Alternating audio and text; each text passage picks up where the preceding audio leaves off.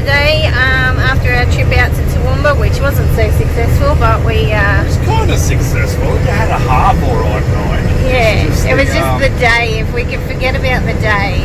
chaos involved getting there. Yeah. So anyway, we're heading out to go pick up the It crashed Inter. again Yeah.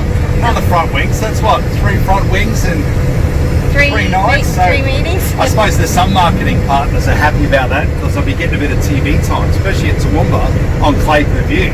They would have probably honed in on you. Actually, I probably need to go back and have a look. Yeah. Would have honed in.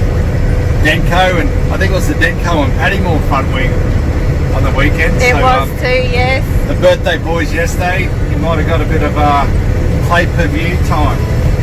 So we're just heading out to pick up the Inter.